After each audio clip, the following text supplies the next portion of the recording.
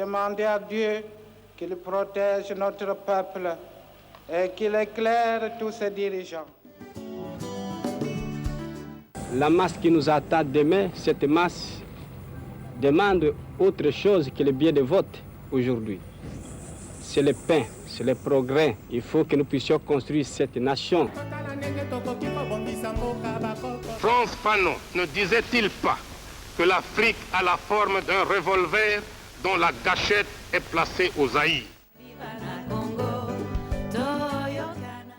Car la libération du Zaïre représente la possibilité pour tous les autres pays d'Afrique de pouvoir enfin se développer. Qu'en dépit de complots visant sa déstabilisation et sa balkanisation, la République démocratique du Congo demeure unie dans ses frontières de 1960.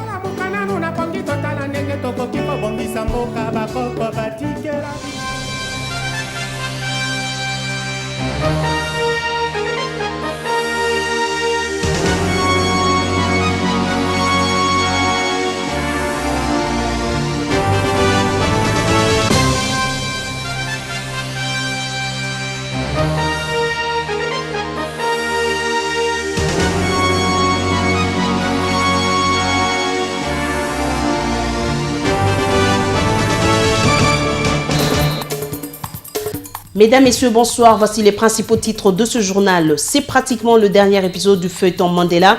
Environ 90 000 personnes et plusieurs chefs d'État, dont le président congolais Joseph Kabila et des chefs de gouvernement ont fait le déplacement de l'Afrique du Sud pour rendre hommage à l'icône de la lutte antiraciale. Une pluie de discours et d'allocutions a marqué ce moment pathétique. Et parmi ces allocutions, on note celle de Barack Obama. Le président américain exhorte les Africains à écrire leur propre histoire. 10 décembre 1948, 10 décembre 2013, cela fait exactement 65 ans qu'a été proclamée la Déclaration universelle des droits de l'homme ici à Kinshasa. Le RENADOC a dressé le tableau de la situation des droits de l'homme et c'est un tableau peu reluisant. Et l'une des preuves qui conforte cette position est cet assassinat de 2 jeunes hommes au quartier Macampagne la veille de cette célébration. Voilà tout pour le sommaire et bienvenue à tous. La République sud-africaine rend hommage à Nelson Mandela ce mardi au stade Soccer City à Soweto. Plus d'une cinquantaine de chefs d'État dont Joseph Kabila, Barack Obama, François Hollande et Denis Sassou Nguesso et des chefs de gouvernement ont fait le déplacement de Johannesburg pour honorer la mémoire de cette icône de la lutte contre le racisme. Suivez. Toujours charismatique, Barack Obama salue la mémoire d'une personnalité aux qualités exceptionnelles.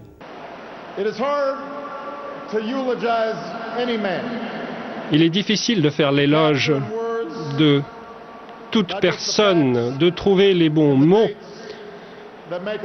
pour exprimer les événements et les dates qui font vers soi-même. C'est un temps d'introspection, quel que soit l'endroit où nous nous trouvons, quelles que soient les circonstances. Il faut que nous nous posions cette question. Comment ai-je appliqué ces préceptes dans ma propre vie ? Et c'est une question que moi, je me pose. Je me la pose en tant qu'homme et aussi en tant que président. Un discours largement salué par l'assistance visiblement attentionnée. Barack Obama exhorte le monde entier, les hommes politiques en particulier, à lutter contre les injustices et l'oppression. La RDC représentée par son chef de l'État, Joseph Kabila, qui lui aussi a pris part à côté de ses homologues venus des 4 coins du monde. Cette cérémonie est la première étape d'une série d'activités commémoratives qui s'étendent jusqu'au dimanche prochain. L'inhumation du héros de la nation arc-en-ciel aura lieu le 15 décembre dans son village natal de Kounou, dans les Caps orientales. Et dans son discours de circonstance, le président américain Barack Obama exhorte les dirigeants africains à se servir de la vie de Mandela comme un exemple et par la même occasion les appelle au respect des constitutions de leurs pays respectifs et à écrire leur propre histoire. Je vous propose de suivre cet extrait de son allocution choisi par José Junior Owawa. Aujourd'hui, nous devons nous poser la question de comment promouvoir la liberté, la justice, les droits humains, comment faire cesser les conflits, les guerres intestines.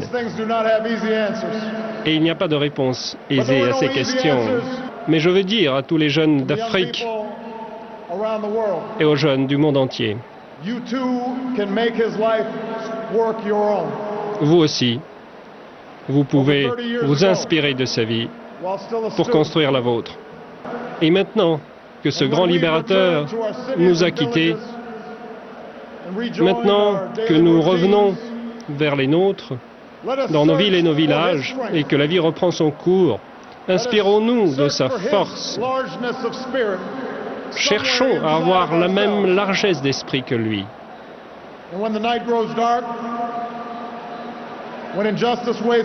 Et lorsque les ténèbres descendent sur nous, lorsque l'injustice se réveille,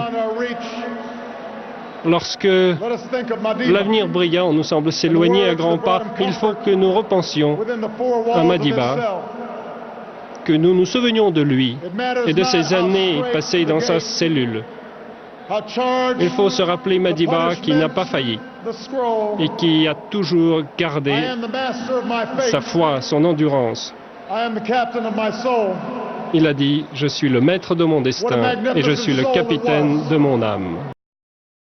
La RDC, comme plusieurs nations, a elle aussi rendu hommage à Nelson Mandela. Une messe de suffrage a été dite en la mémoire de cet homme aujourd'hui considéré comme patrimoine commun. Et la messe de suffrage a été dite à la cathédrale Notre-Dame de Lingwala en présence des présidents des 2 chambres du Parlement, du gouverneur de la ville et de toutes les forces vives de Kinshasa. Les détails avec Thierry Kassongo. C'est un hommage mérité que les Kinoises et Kinois rendent à Nelson Mandela.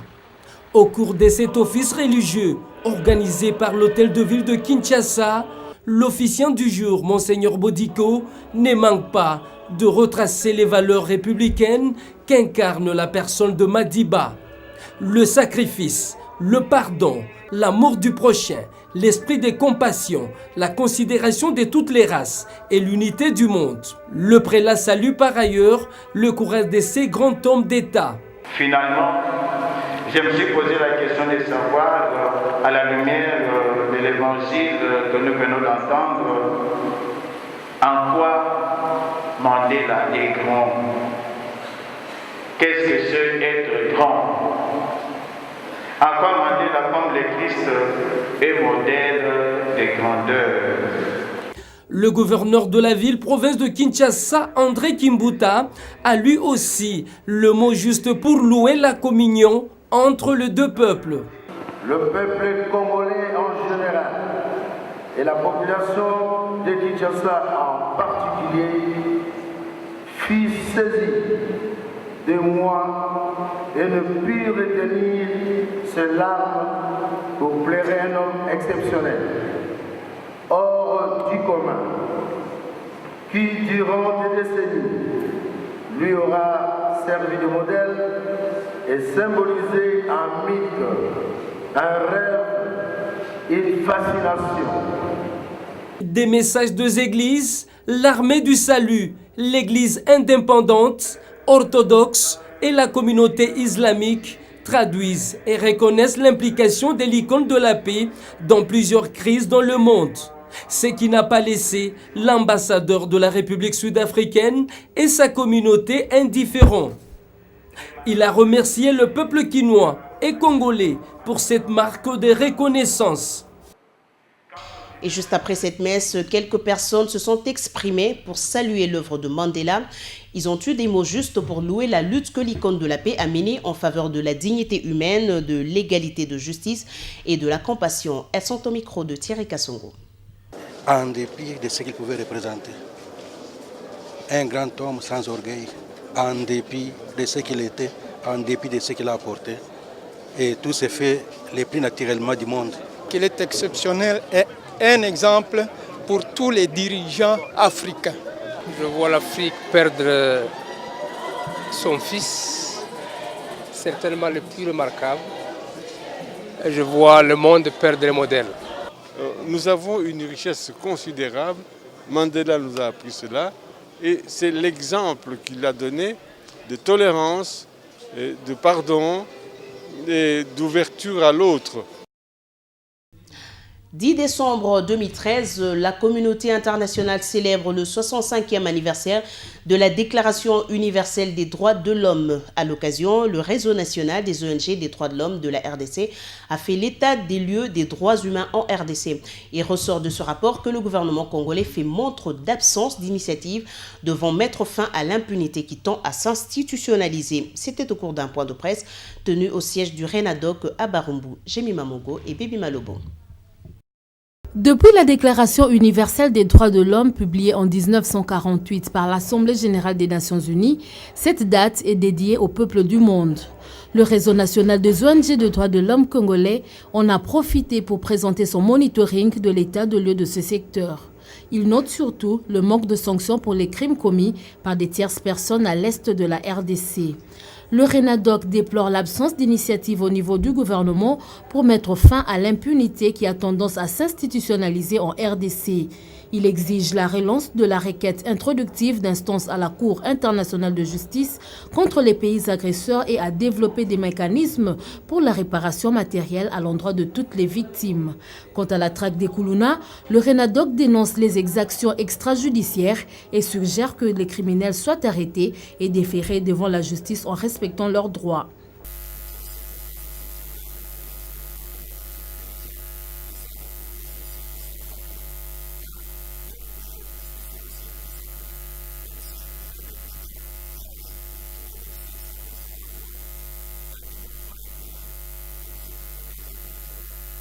Le 65e anniversaire de la Déclaration des droits de l'homme coïncide avec le 20e anniversaire de la création du Haut Commissariat des Nations Unies aux droits humains. Le RENADOC réaffirme son combat en faveur de la promotion des droits humains.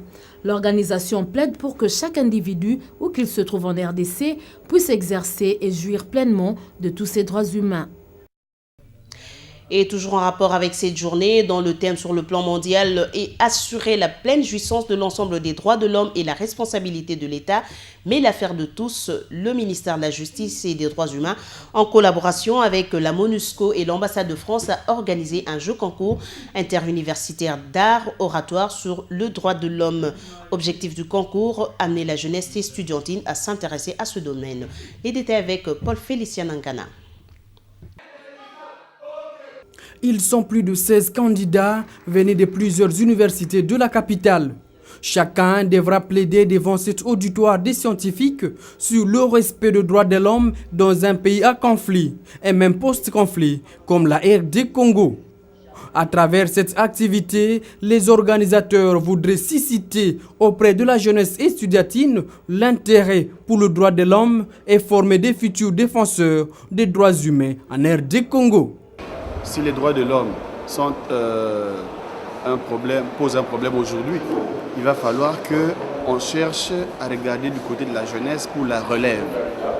Les questions de droits de l'homme sont posées actuellement, mais il va falloir que dans les années à venir, que les jeunes soient imprégnés. C'est comme ça que nous avons pensé que c'est intéressant de nous tourner vers les milieux universitaires pour susciter, n'est-ce pas, dans la nouvelle génération, un intérêt aux droits de l'homme et, si vous voulez, promouvoir les futurs défenseurs des droits de l'homme. De telle sorte que, à la sortie de l'université, ces jeunes, aujourd'hui, prendront la relève et, si vous voulez, continueront avec le flambeau qui est la promotion pour le respect et la défense des droits de l'homme. Les 3 premiers lauréats de ce jeu concours recevront plusieurs cadeaux composés essentiellement des livres de droit qui vont permettre de défendre les libertés fondamentales de chaque Congolais.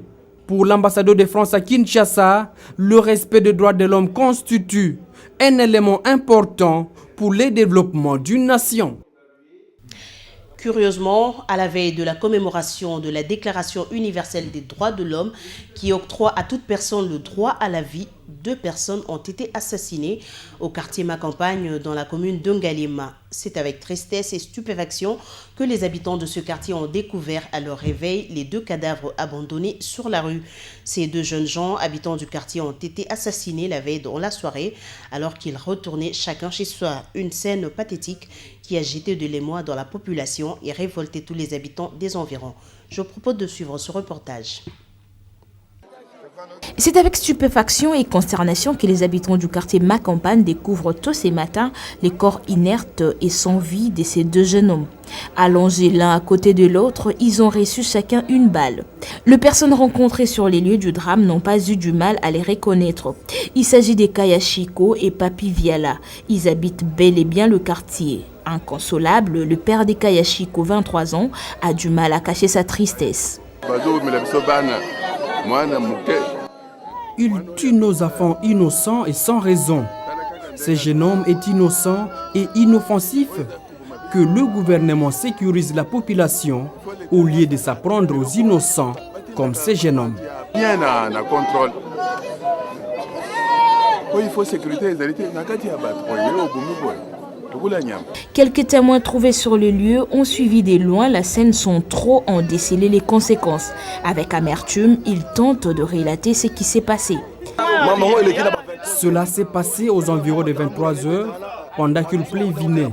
Nous avons attendu subitement de coups de feu et ce matin, nous avons découvert des corps sans vie de nos amis. Il est souhaitable que le gouvernement mette fin à cette opération. S'il faut qu'il s'en prenne aux innocents sans avoir des informations exactes. Aussi curieux que cela paraisse, ces exécutions ont eu lieu la veille de la commémoration du 65e anniversaire de la Déclaration universelle des droits de l'homme qui, à son article 3, accorde à tout individu le droit à la vie. Est-ce que ces exécutions rentrent dans le cadre de l'opération Likofi? On n'en saura jamais trop.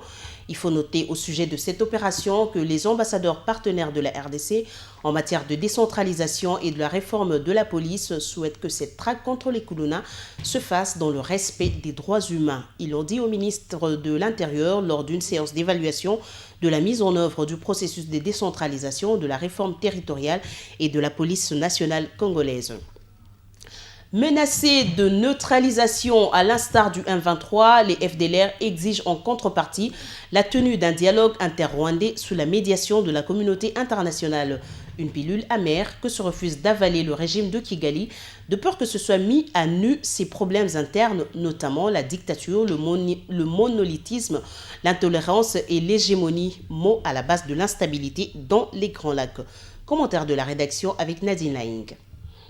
La neutralisation de FDLR demeure une équation à plusieurs inconnus pour la région de Grand Lac.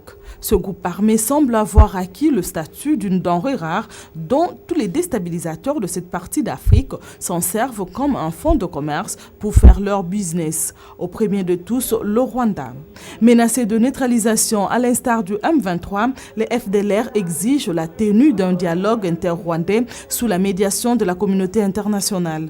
Une attitude que refuse d'admettre Kigali, qui est conscient que la disparition réelle et effective des FDLR équivaudrait à lui enlever l'une des béquilles sur lesquelles repose son succès économique actuel. Kigali se servit toujours de FDLR comme monnaie de change pour vendre le génocide rwandais de 1994. Ce jeu a tellement marché à telle enseigne que Paul Kagame a réussi à détourner la communauté internationale de la situation interne du Rwanda où la dictature féroce dirige sans ménagement une population muselée et terrorisée.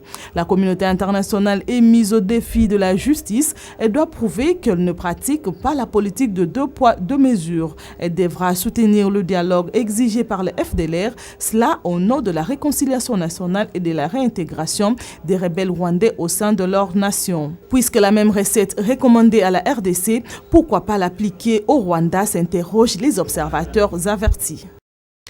2013 court inexorablement vers sa fin et sur une note de satisfaction pour la Troïka stratégique. Celle-ci note des perspectives meilleures pour l'année prochaine, surtout que la paix est restaurée dans l'est de la RDC. C'est ce qui ressort de la réunion hebdomadaire de cette structure qui s'est également penchée sur la question de la paix des enseignants des zones difficilement accessibles.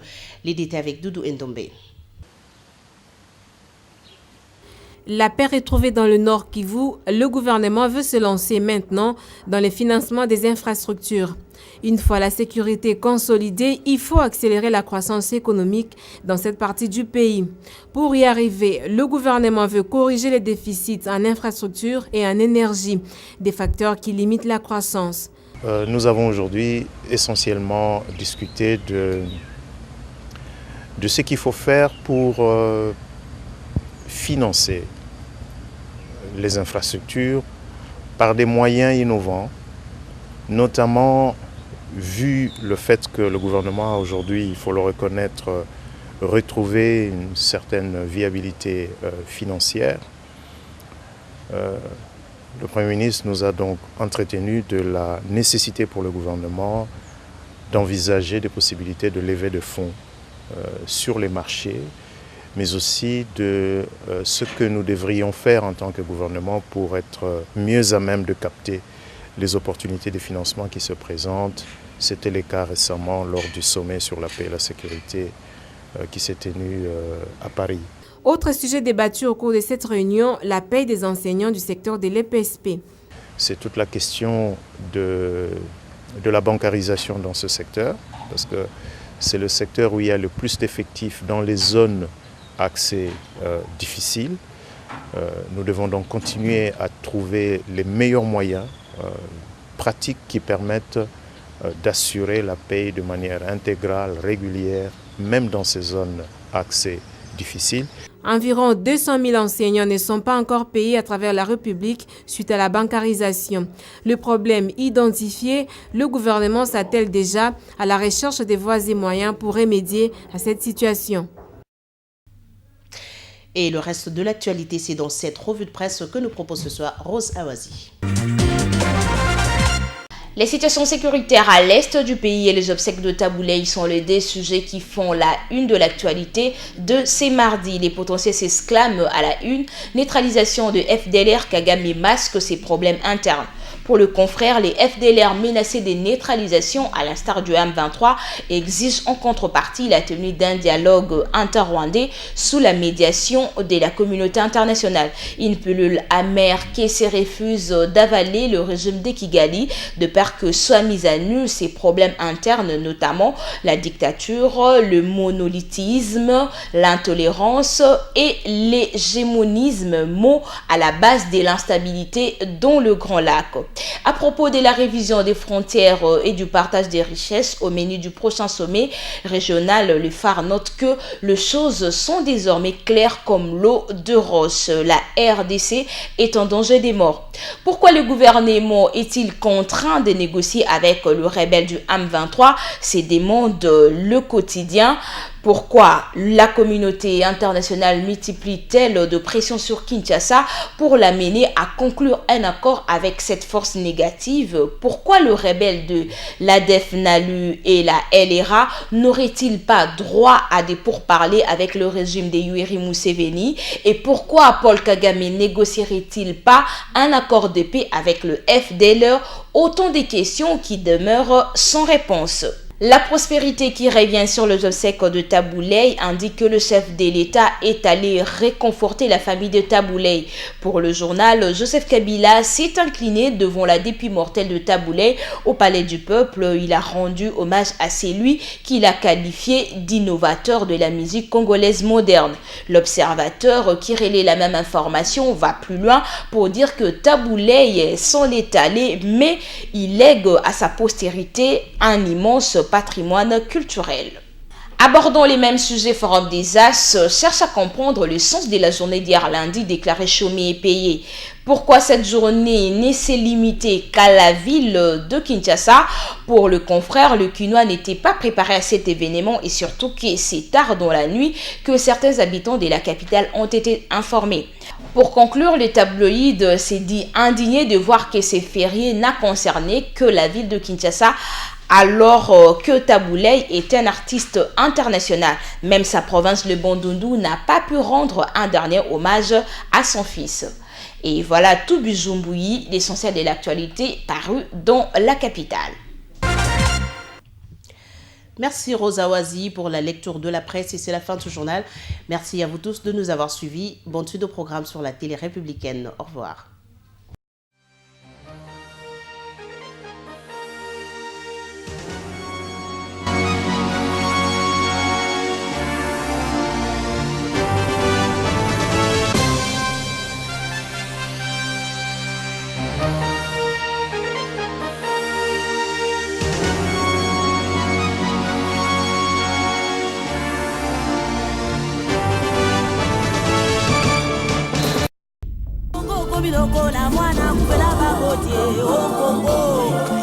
Les complots étaient déjà faits.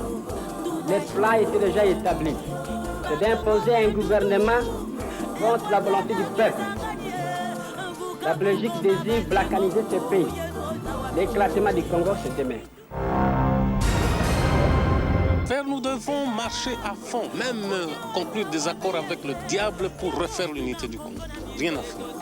Et le Congo restera un et indivisible. Puis de complot visant sa déstabilisation et sa balkanisation. La République démocratique du Congo demeure unie dans ses frontières de 1960.